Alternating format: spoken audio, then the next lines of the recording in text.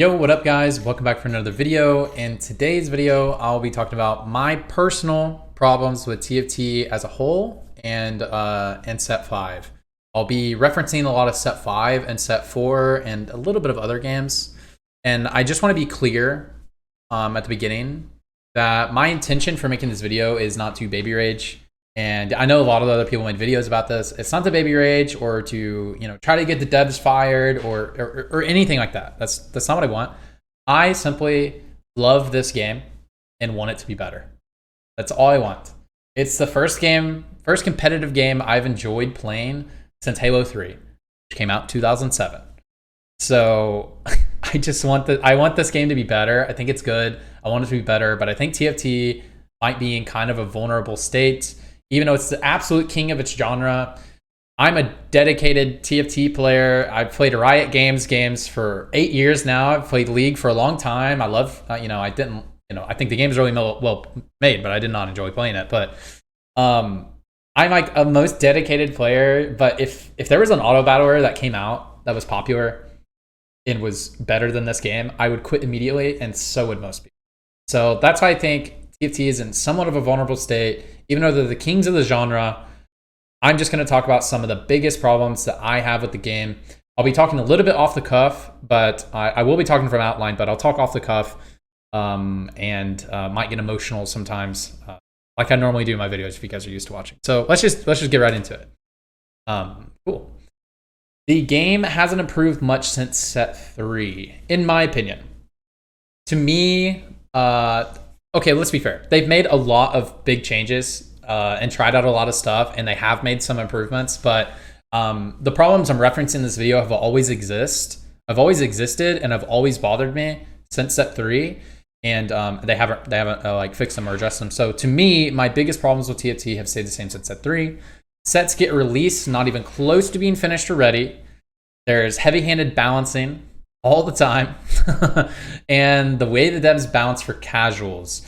I'm going to be talking about it from two different perspectives. I'm going to be talking about how I think it is to be a casual player in the current balance landscape and how they can improve it, and what it's like to be a competitive player when a lot of the game balancing sometimes feels like it's for a casual player and it ruins the gaming experience for the competitive player. And I talk about how you can differentiate that and how I think can be improved in this video. Most of the stuff I'm talking about, I'm not going to provide a solution for, because look, I just play the game. I'm not a game designer. I'm not an expert in this. I'm just talking about the problems. The other thing I want to say is I will be giving the devs the benefit of the doubt and have a little section for them every single slide. Let's be fair to the devs, because I want to be fair to the devs. So right now we're going to talk about sets get released, not even close to ready, in my opinion, excluding 0.5 sets. Reason why we're excluding 0.5 sets is because, for obvious reasons, 50 to 70% of the core gameplay and units are exactly the same when you go from a regular set to a 0.5 sets. So they come out a lot more polished for obvious reasons. So let's be fair to the devs. Set 4 release wasn't that bad. I don't think they had a very good plan for a lot of units and synergy. For example, Warwick, Divine, Cultist. I don't think they had a very good plan for those, and it took a lot to flesh that out. But overall, initial release was not super bad. It was not that bad. It was like Ashe, Elder dominated the meta or something like that. But you could play Jhin, and it did not feel that bad. Limit testing, or not limit testing, limited testing period / sample size is a problem that the devs have. Obviously, I'm not sure how to fix this. And so what I'm talking about is, 2 weeks of PBE is not long enough. Also, half of the high elo players don't even play. They don't play PBE. They're either AFK. Or they're still grinding because they're playing for tournaments. And even players like me who do play PBE, we're for funning half the time. And there's just not a good sample size, not a good way to balance it. And I'm not sure how they fix it. They just don't get enough data, and I don't think you just extend the PBE period. I don't think that's how you. So I'm sure they're trying to address this and are coming up with solutions, but that's a problem that they have. They have addressed that they have a staffing issue. So a lot of these things could be staffing issues, and have moved Riot Static to the design team or the set release team, whatever they call it, to hopefully release sets a bit more polished. Not sure if they're still doing this, but I do remember earlier, Static used to be on the balance team. He was one of their big balancers, and then they moved him over specifically to hopefully release sets better. I don't know how Static will do that job. I don't know. I don't know him. Okay, so now let's get into the good stuff, guys. The cycle of every set, especially set 5. This has been my experience. If this is not how you felt, then you just had a different experience. But this has been my experience, and I know a lot of other players have had this experience. First 2 weeks is fun because it's new. The game is usually horribly balanced, but it's masked by being new, and also people haven't figured out everything, right? But it's pretty fun. First 2 weeks. First 2 weeks are fun. The next 2 weeks, there's a massive patch. Also, second week of the first 2 weeks is usually not that great because they B-patch, and they do a massive B-patch, and they nerf things in crazy ways that I'll talk about later. Next 2 weeks, there's a massive patch. Something is unbelievably broken / meta is super stagnant / devs, and devs tell us to adapt. I will talk more about adapting later, about that statement. But, you know, just cast your mind back to, I may be getting some of these timelines wrong, but, you know, cast your mind back to the Dragon Slayer patch, this set, War Week, Elder Asol in 4.5, you know, just crazy stuff. Next 2 weeks, there's a random reroll meta that they just make. It's not random, like it seems clearly intentional. To be fair, this might be fine. I just personally hate reroll meta, but I don't really have a very strong opinion about reroll. It might be fun for a lot of the players and even the competitive players who just like have this one patch where the play style is completely different. This might be fine. I just personally don't enjoy it. Next 2 weeks, game is in a decently balanced state and it's fun to play. Like you can play a lot of comps. The devs seem they have a really good grasp on how they want to do stuff, and so it feels like you can play a lot of stuff and have a good time. The next 2 weeks, everyone is super burnt out. Maybe everyone is being a little hyperbolic, but I, by this point, am super burnt out on the game, and I know a lot of other people are too, and I usually stop playing as much, and I'm just like PBE waiting room type situation. The reason why I think this is, it's not just from playing the game a lot. Like, here's been my experience. Whenever I get to this point in the set, the first 6 weeks have felt so terrible, excluding like the first week, have felt so terrible for me to play because it is just so horribly not ready to be shipped. And we'll talk about some things in a bit because I'm going to talk a lot about Aphelios, Karma, and Draven when I give examples in just a bit on this.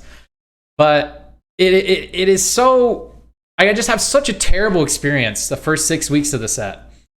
And because I also don't like reroll meta. So I just have this terrible experience and all these bad things that has happened during that time in my games. And then I play the game for like 2 weeks when the game is actually decently balanced. But some of those bad things will happen. You know, you have your tilter games, right? And so I'm already have been tilted for 6 weeks straight. And so every time I have a tilting experience after that, it is just one more, you know, it's one more straw on the camel's back. One more on there, and eventually I break and I hate the game and I'm super burnt out. And I know a lot of players have this similar experience. For example, I think set 4 had a decent release, and I played that all the way until the last 2 weeks, and I had a good time most of the set.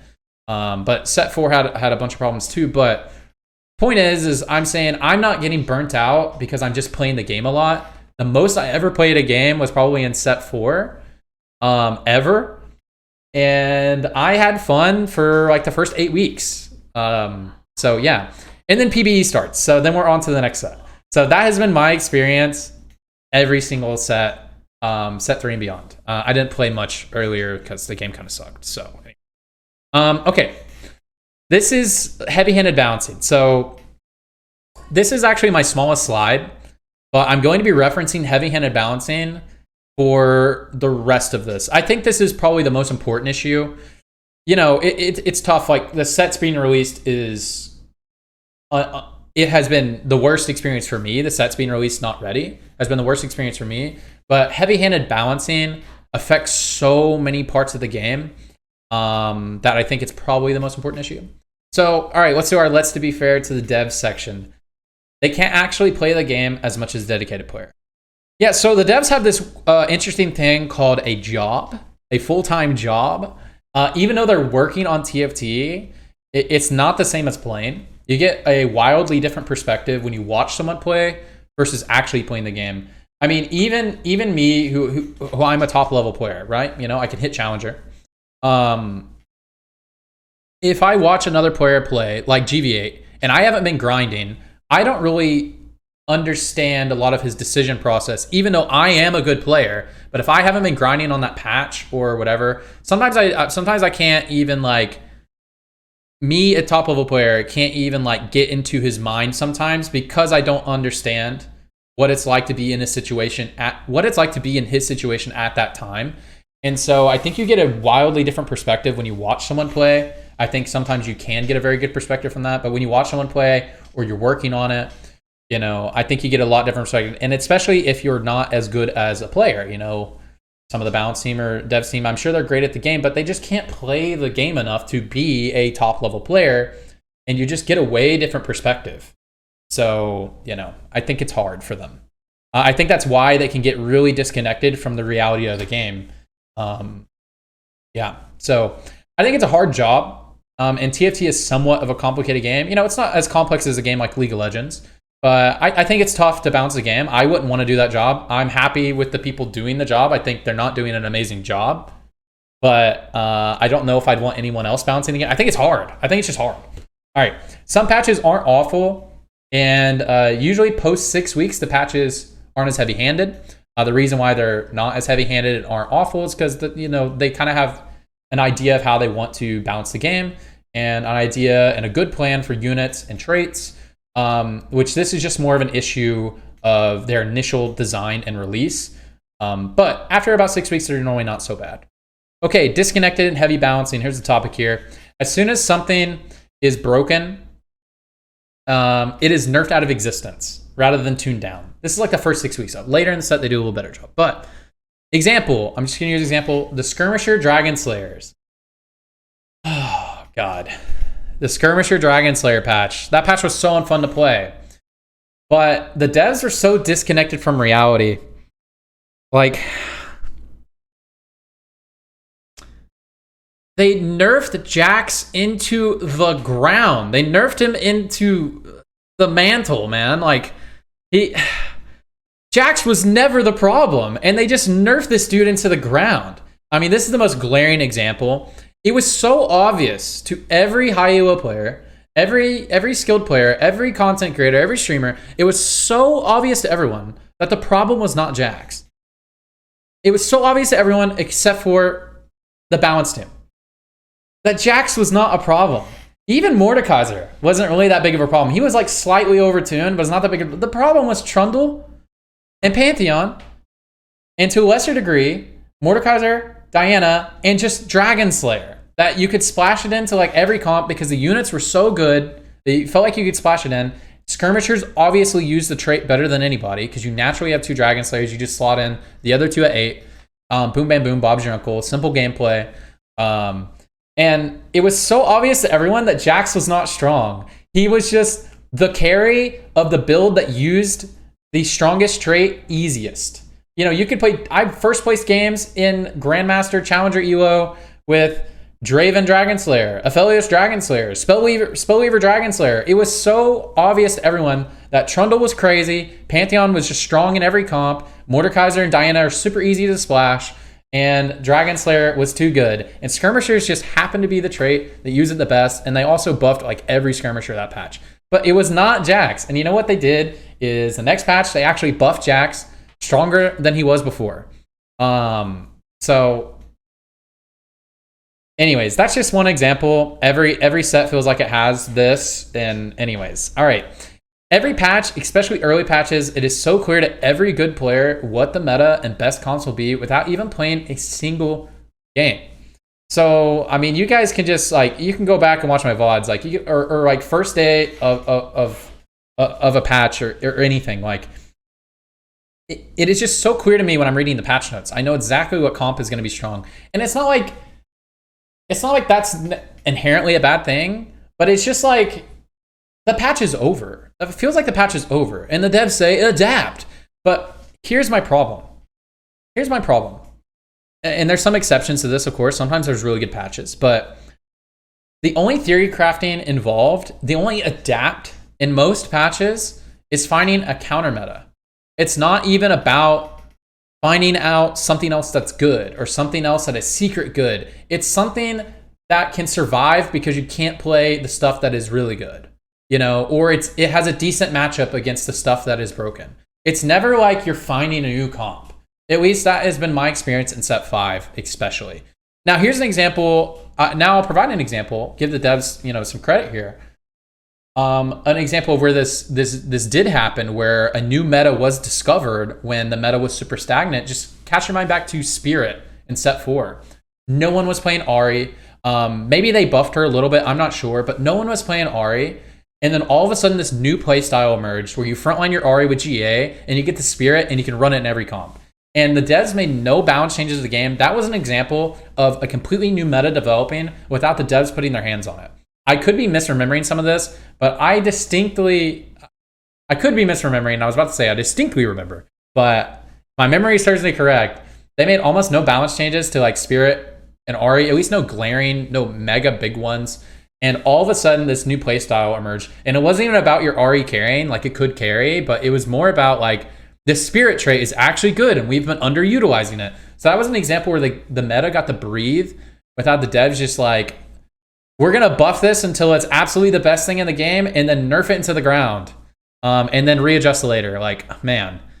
And I know that wasn't their intention, but like, it doesn't change the fact that me, a player, and almost every other player could read the patch notes, know exactly what's going to be strong, and then when they nerfed it, we're like, what the hell? Why did you nerf Jax? Jax is not good. He's fine. And you just nerfed him into the ground when he was just fine.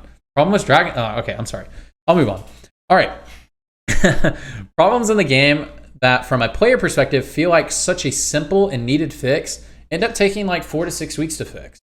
I'm going to provide a couple examples here from this set. Example, Aphelios and Draven not being able to share items.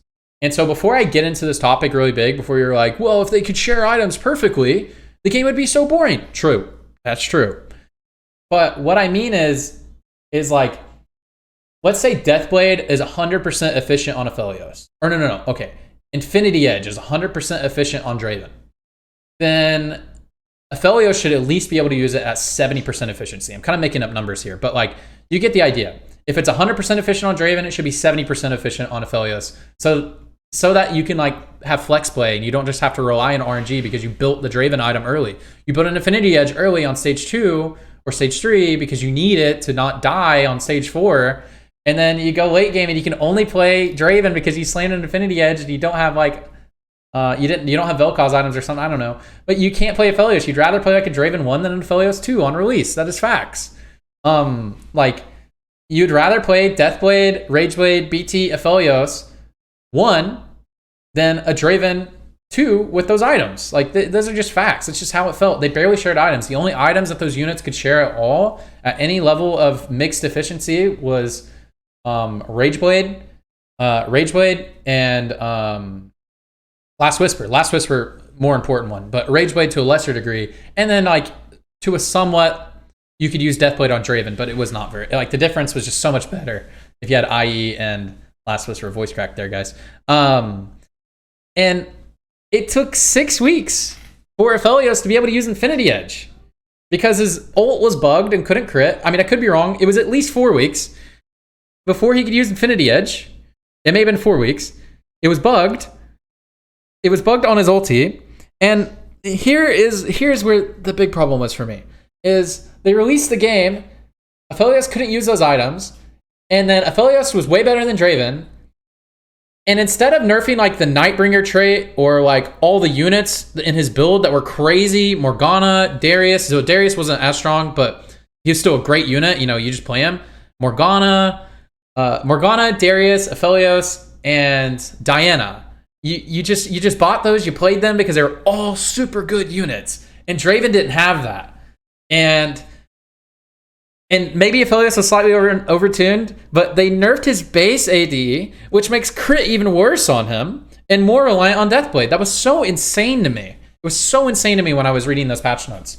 And so the other thing was, when it got released, Karma being almost useless without blue buff. Both of these changes took about 6 weeks from launch. Maybe the Aphelios one was 4 weeks. Maybe I'm not giving enough credit, but it took either 4 to 6 weeks for these changes to come out. And like Karma, if you didn't have blue buff, like if you're playing against players of your skill level, it felt almost unplayable unless you just had like 500 billion health and then you got Karma and you could top 4. But like the difference between having blue buff on her and having Sojourn was just like crazy. And again, I don't want to say everybody can use the same items to the same efficiency, but now Karma can use Sojourn, blue buff slightly better, but she can use it. Vel'Koz on release could use blue buff as well. He's much better with Sojourn, but it's fine to have blue buff on him cast a little bit earlier. And before you say something about like there was flex play with AP Tree, because you could play Vel'Koz, Heimerdinger, Teemo. They could all use Sojourn. I don't think it's very good. To me, the game has premier carries, and the premier carries to me are always 4 cost. Aphelios, Draven, Karma, Vel'Koz, because you can hit one of those every single game. Every single game, if you have 80 items, you can hit Aphelios or Draven. Almost every single game, unless you're turbo unlucky. But it is complete RNG if you're able to hit Heimerdinger or Teemo, unless you go to level 9. It is complete RNG. So imagine you build perfect Vel'Koz items. You find a Karma 2. You have and it just, you guys can imagine the situation. I don't need to explain anymore. I think I'm going on for this too long. But the point is, like, these are things that I could tell on release as a player was a huge problem, and it took so long to fix. And the fixes they made in the meantime to get there, I get that it's hard to get there, and I get that I'm complaining about heavy-handed balancing, and I want them to make a big change in the game. But to me, the way they even thought about changing it was just wrong. Like nerfing Aphelios' AD when it was, to me, like he maybe was slightly overtuned. To me, it was clearly he had way better units in his comp, and he was stronger. And he was just clearly stronger. And then they nerfed him in a way to make him more reliant on his items. And then they didn't nerf the other things around him, which I thought made him really strong, at least if I'm remembering correctly. But man, that was crazy to me. All right, balancing the game for casuals. This is going to be the longest section, and I'm going to be referencing the last section quite a bit. So let's be fair to the devs. They're in a constant balancing act. Sorry, I couldn't find a better word. I tried really hard. But they're in a constant balancing act between how to make the game fun and engaging for new and casuals, and at the same time keeping their core players, people who play a lot, high elo players, content creators, from enjoying and not quitting their game. And so before I talk a lot about this, I just want to say I am of the opinion, and a lot of people are, and I just think this is just true, that one of the greatest ways to market your game, one of the most effective tools to market your game, is to satisfy your core players, your good players, and your content creators. The reason why is they are the best people to promote your game. They're the best people to promote your game and to legitimize your game, is by having those people satisfied. It doesn't mean you just forget the casuals, because you need, when people come to play the game, to want to play it, right?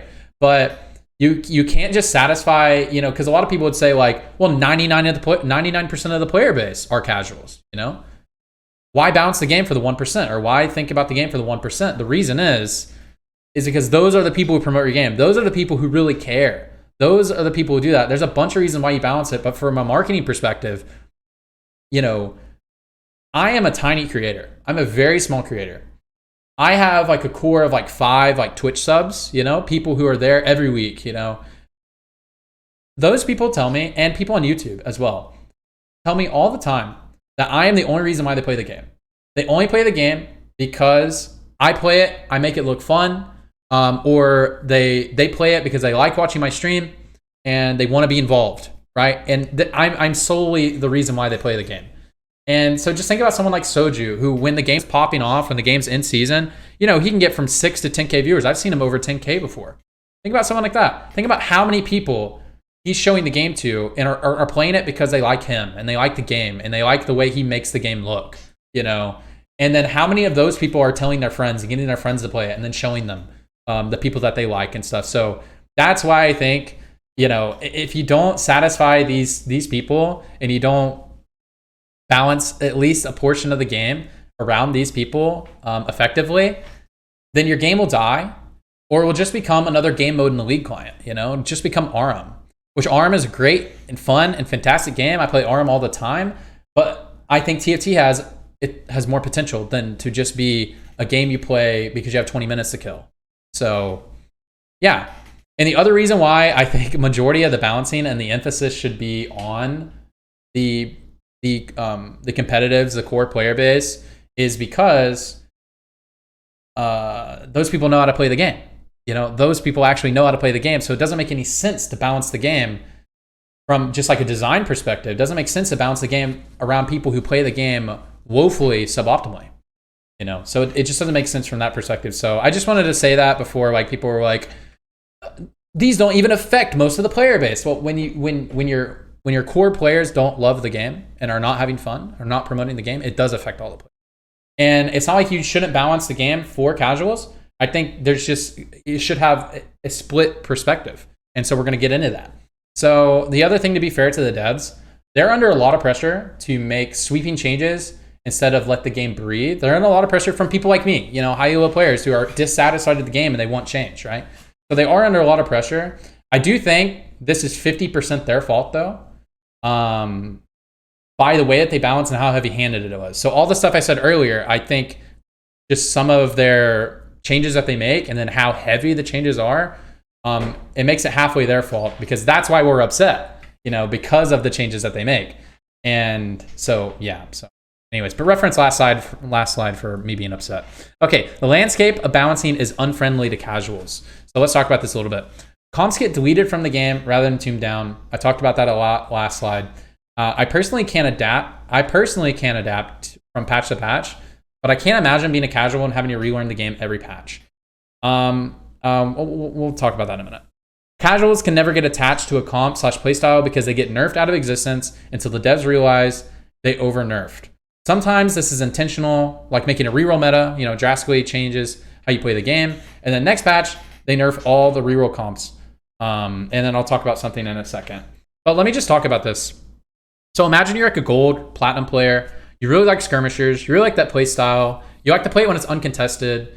And you consistently top 4 with the build. You know, you're climbing. And when you high roll the build, you first place, right? And then it becomes super OP. And so now you can never get the build, but the build is popping off. You already know how to play the build. You have this advantage on the patch. You start to climb a lot, right? And then it's nerfed out of existence because they nerf Jax instead of Dragon Slayer. They nerf it out of existence. And so this is what happens to a player at that skill level. What happens is this comp that you loved and you identified with and you made this playstyle with, you used to be able to consistently top 4 and first place if you high rolled before they nerfed it out of existence. You know, before it was OP, you know, you were able to do that at your skill level. And then now that happens is normally now you consistently, you know, 5th place, 6th place, 7th place. Now you consistently do that when you're forced to comp or you're normal rolling. And when you high roll, you cap out at 4th place. What does that tell you to do? That tells you to stop playing that comp. And if you don't like any other comp or you don't like any other type of playstyle, you're probably quitting the game. And so that's why I think these heavy-handed balances like heavily affect the casual player base. And so, for example, I'm going to give a League example. I don't think League is the best game to compare TFT with, because I think League is a vastly more complicated and much more expansive game just by the nature of how long it's been around and how many champions it has and stuff. But you know, it's the only game I know about as much as TFT. So in League, I played Bruisers and Assassins for 8 years. That was the only playstyle I really identified with. I like playing champions that just zoom around, do crazy stuff, you know? Sure, there were times where playing those classes weren't as good, but I never felt like I couldn't play them. For example, I played Kayn on release. I was a gold player. I was like gold 4. I just hit gold for the first time that season. And then Kayn came out, and I grinded. And I grinded up to Platinum 1 playing Kayn, who was terrible. He was so bad. And at the same time, there was a Challenger 1 trick who played Kayn. So, like, that playstyle I was playing, the AFK farming, it was a ganking meta. And I could still play that, have success, and it still worked out. Obviously, League is such a different game, but I always felt like I could play my playstyle. You know, League will nerf a champion out of existence, but, you know, if I don't want to play Kayn, I can play Diana. You know, that's a farming jungler. So, obviously, League has the advantage of being huge, But I'm just using this to just provide an example of like my gaming experience and how it was like okay in League.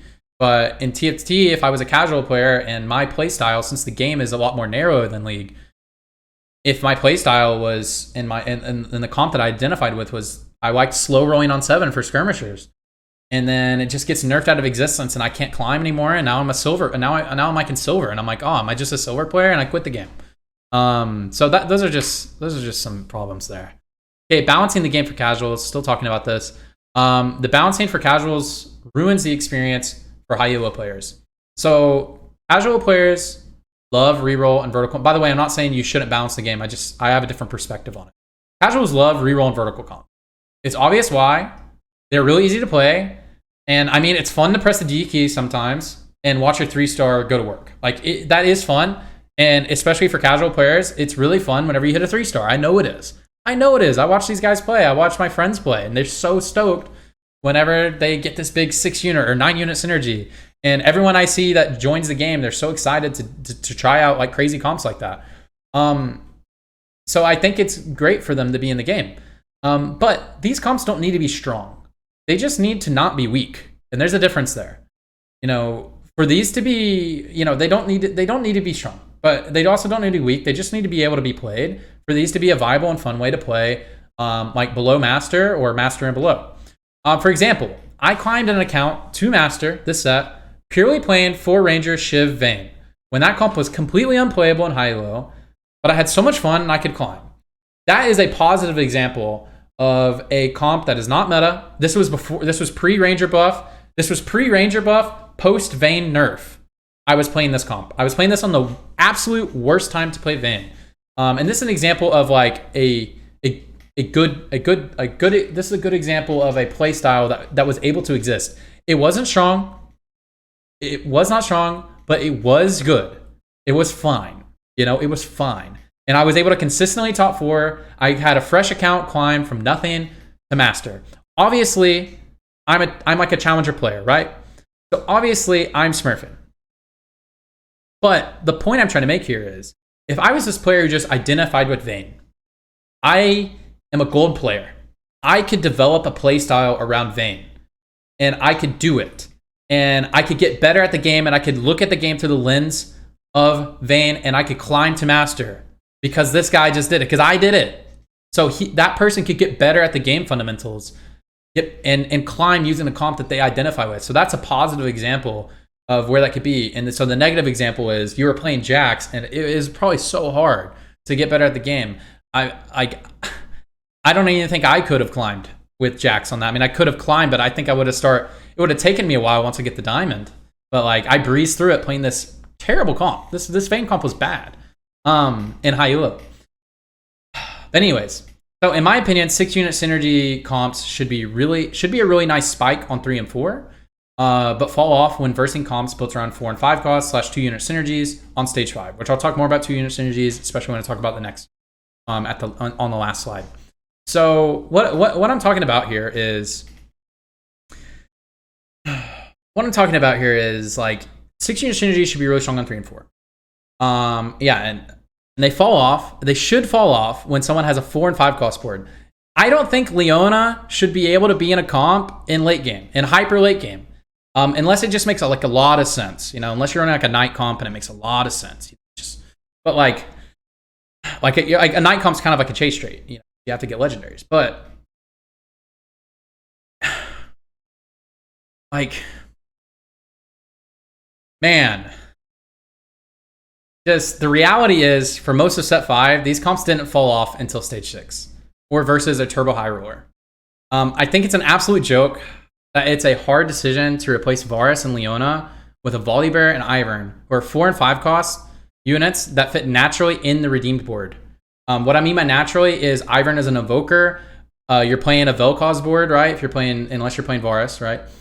You're playing a Vel'Koz board who benefits from an Evoker. You have a Syndra. You can splash in Ivern, and Volibear is the best unit in the game, so you put him in, right? And he has a synergy with Ivern. So he fits naturally in the board, but it is a legitimately hard decision whether you want the stats off your Vel'Koz, because Redeem just gives you so much tankiness on all of your units, on your Vel'Koz, and if he has the Redeemed, He might be able to one-shot with depending on your build. So you have to legitimately make a decision. It's legitimately a hard decision whether you want an Ivern 2-star and a Volibear 1 in your board over a Varus and Leona, which to me is crazy. And so let me go back a little bit and talk about why I think they should, if they're strong on stage 3 and 4, that it's fine for casuals. If it falls off stage 5, here, and some of you may not want to hear this who's watching this video, master players and below have no idea how to play late game. Like some master players do, okay? So I'll give you a little bit of credit. But overall, like if you're playing in Platinum, you're playing in Diamond. I've played a lot in these elos. I have multiple accounts. I don't like try to smurf on kids. I like having a lot of accounts to practice on. Whenever, I mean, people just have no idea how to play. So if 6-unit synergies aren't the best way to play, but they're fine, like they're top 4able in high elo, you know, you can get 4th place. That means you can first place in Master and below. I'm just going to come out and say it. Just the game fundamentals are so terrible by all the players that it doesn't matter. They don't need to be strong. They just need to be decent, and it'll be fine. And I think it is just such a joke that it is actually a difficult decision whether I want to put an Ivern and a Volibear in my comp over a Leona and a Varus.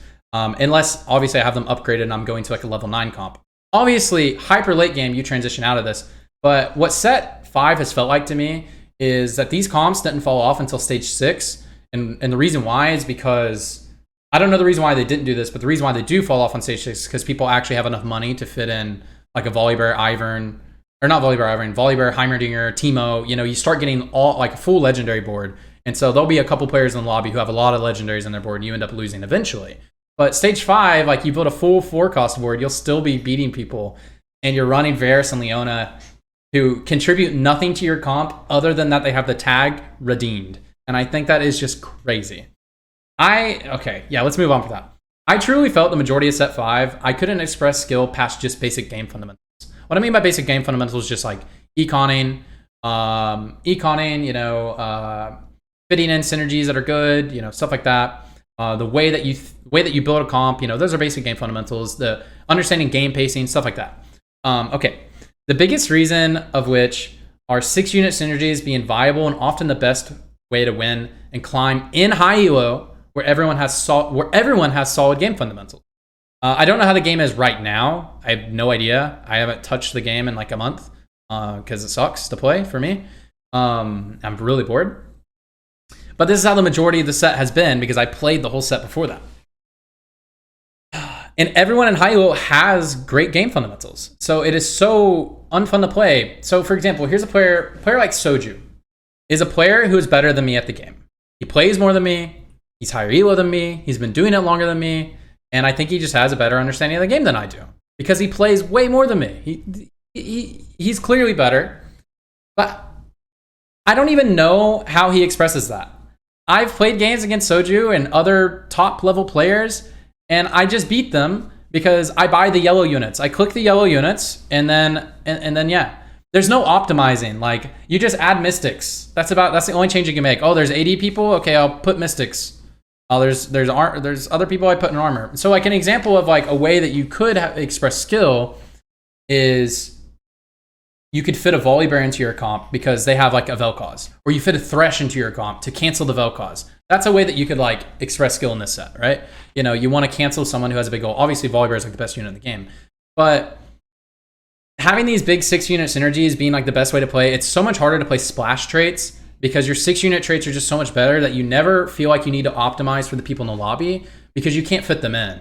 You know, you can fit in like 1 or 2 units to optimize, but there's not these 2-unit synergies, not these really cool things. And so you feel like you never outplay anybody. You just got a better comp. Maybe sometimes you outplay, but I feel like a player like Soju should be able to express skill on me. He's clearly a better player than I am, but I don't feel like that's possible for him to do in this set or any of those guys. Like, you know, all the top 10 challenger players are 100% better than me at the game, but I feel like they can't express that at all. And I could probably hit top 10 or something if I really, really, really put in the work. And just grinded. I just gain LP. So that is my problem. Okay, I'm cautiously optimistic for set 5.5 and set 6. So let's talk about some good things that are going here. And I might mold a little bit still, but let's just talk about some good things that are coming. So 2-unit synergies. I think this gives the devs a lot. I think 2 unit synergies are great for a lot of reasons, but I think this gives the devs a lot more levers to do some nuanced balancing. The more units you need to activate a trait, the greater the variance and implication a balance change will have on the entire game. So let's just reel that back a little bit. So, let me say the next one. It becomes more difficult to gauge what changes the devs are making for the devs themselves, for them themselves. It makes it harder to gauge because, you have a 3 or 6 unit trait that is dominating the meta. You make a balance change to it, and it has way more implications because you're making this balance change because maybe Vel'Koz is really good in this specific setup, like 6 redeemed or something. I'm just making shit up. And then you make the change to the trait and in a certain way, and it turns out now Lux is OP, because you just did this weird thing. Or maybe you make this change to the trait and it was like the tuned down Vel'Koz, and now Syndra is completely unplayable. So the smaller the traits, the easier it is to balance, and the more levers they have in the game, right? Because they have all these other small synergies. So if something pops that's a little strong, they can tone that down a little bit, and it'll have less implications on the rest of the game because it's a smaller synergy. I think it makes it easier for the balance team to do their job. That's the only reason why. I firmly believe that optimizing your board around 2 unit synergies along the 4 and 5 costs late game based on top 4 players in the lobby should be the best way to play out a late game. I just talked about it in the last game. I think splashing in synergies is one of the very few ways in TFT to express skill on the highest level. And, there's like positioning, there's that, and there's a couple other things, but I think that's one of the very few ways. And I think having a lot of 2 unit synergies in the game makes for unique late game experiences because you really think about like what is going to be good against this guy, All right, 3 unit synergies are just a little bit too hard to fit into the late game. You have to put in 3 units. You probably need to upgrade them. Just in a lot of cases, it's hard to splash things in. So you're better off just sticking with your 6 unit synergy when most of the splashable synergies are 3 units. This gives you more skill expression, especially at the high end of play. In 5.5, there are a ton of 2 unit synergies, so that's something to be happy about. I don't know if they put it in the game for the reasons that I said, but I'm happy there's 2 unit synergies, and that thing gives them a lot of levers to balance and more ways to express skill. The other thing that I like about the new set, and I want to give them credit from set 4 to set 5 as well, legendaries aren't crazy. Like, legendaries should be legendaries. They should be strong. They should be very good, right? But they're not like insane how they were in set 4 or set 4.5 especially. This is a great change from set 4 to set 5 in my opinion. Just compare Samira to Akshan. That's enough said right there. Right? If you played set 4 and you saw Samira play, and then you watch Akshan play, just how different their gameplay actually is much more satisfying to me. When a single unit casting their ability once is the difference between you winning the round and taking a 20 health loss has to be one of the most tilting gaming experience I've ever had. And it is the main reason that I quit 4.5 early. I mean, there was a lot of reasons. I was pretty burnt out, but it was one of the biggest reasons why I quit the game. And I think they made a lot of good changes in this direction. So what I'm talking about here is like, if your Samira casts, it full wipes the enemy team feels like they have no counterplay, and you full wipe them, right? There is some counterplay, like you can position your ASOL in a certain spot to one-shot her at the beginning of the fight, right?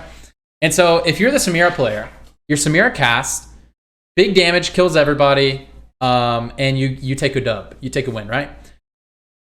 And now imagine you're the other player. The Samira cast full wipes your team. There was it felt like you couldn't counterplay, right? All right, now cast yourself back to being the Samira player. You're the Samira player. Your Samira gets one shot or gets CC'd or whatever and doesn't cast. Now you take 20 health loss. So imagine you like perfect econ the whole game. You perfect econ the whole game.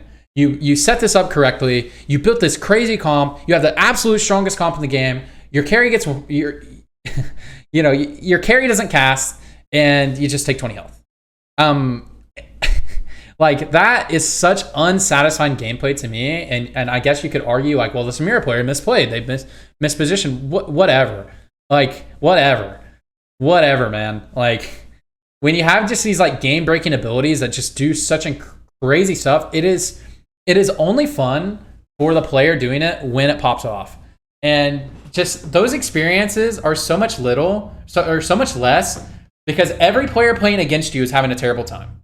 And then you as the player are having a terrible time half the time, or maybe less than that. But just needless to say, if there's a 2-star Samira player with a Deathblade, there's only one player in the lobby having a good time, right? Because this player is just jumping on your team, and then that player might be having a bad time because they get like CC'd right before they cast and they die. And then they take 20 health loss. They perfect decon this game to get this Samira too, and the game is just over off of one fight. And, that has a little bit to do with matchmaking RNG. But,